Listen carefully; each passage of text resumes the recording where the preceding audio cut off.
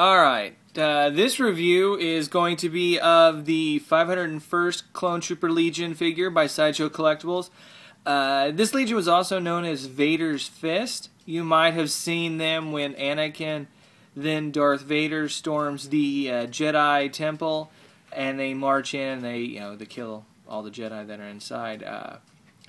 This Legion of Clone Troopers also threw out some of the Expanded Universe books and what I believe in Season 3 of the Clone Wars cartoon series is going to get a bit more of a look-see. Captain Rex is also a member of the 501st, so that figure should be shipping. I think it's first quarter of next year. It might be fourth quarter of this year.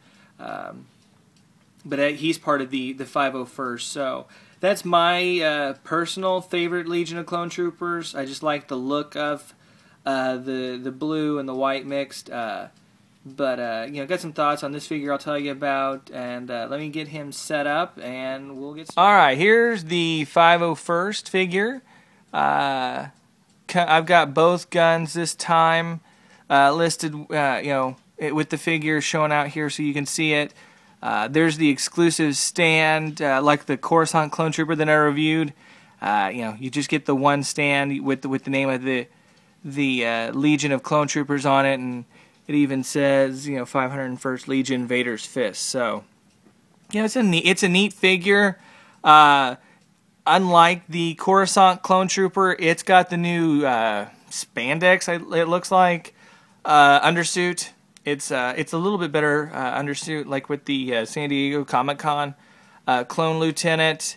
He's also got the U-ring stand, which you can see there. Like I said, I prefer that type of stand to the C-ring that comes with the Coruscant clone. It just looks nicer when you're displaying it. You've got some pretty good weathering here on the boot of the figure, on the shoe.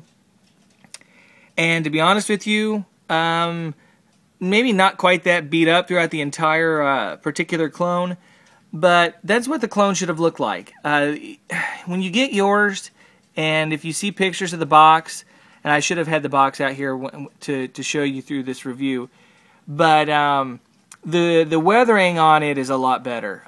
Not that this is bad necessarily, but this guy is supposed to have seen battle, and like I said, through some of the EU stuff that I've read, these guys were out there fighting, and he's still pretty clean. I mean, he's kind of like the Coruscant clone in that same type of marking and weathering. And to be honest with you, those guys probably should be a bit more clean. They're protecting the planet, not venturing out too far, from what I understand. These guys were out in the fight with Vader as they tear up the galaxy and kill Jedi and that kind of stuff. And you see him in the movie, and they're pretty beat up. So he's a little bit more clean than I would personally like, especially when you compare him to the box. The weathering actually on the helmet, on the scuffs and stuff is pretty good, but the rest of it's just kind of, he looks clean, and it's just, it should have been done a little bit better. So I'm hoping as Rex comes out, and I know Cody's after him, and then they announced Boyle and Waxer, I believe, last week in the newsletter, that those guys continue to go back to how the Utapau Trooper was and the Shock Trooper, and look like, they've been in a fight. That's what these guys, at this point in their evolutionary period, were out doing, tearing up the galaxy, killing Jedi, making everybody obey the Emperor. Not looking like they just stepped fresh off the factory floor with a few scuff marks. So, it's like I said, it's not a bad figure. It's a great figure. The exclusive is limited to 750 pieces, and once again with Sideshow, the armor is fantastic. The body, no loose joints on the body. Great detailing on the guns. The new undersuit and the U-ring are great. And it's a solid figure. Don't get me wrong, but these boots here, that's kind of what this should have looked like all over the place. And so, yeah, that definitely takes away from it. You've got the different paint markings here on the chest.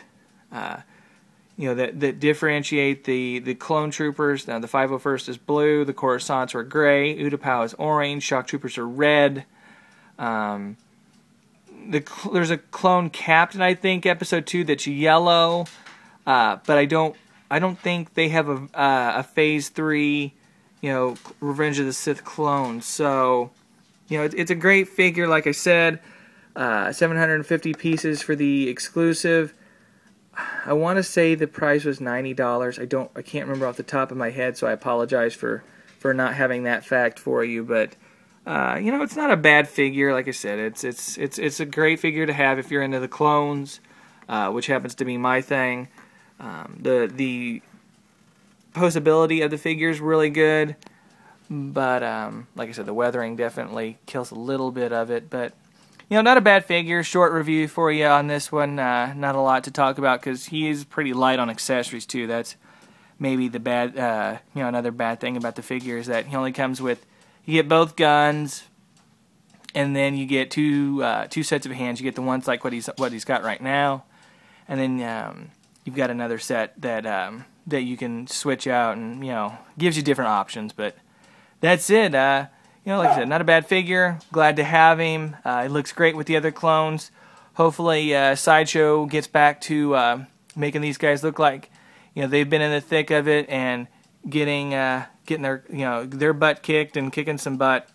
Because he's a little clean for my taste. But that's it, guys. Thanks for checking this one out. I will talk to you soon.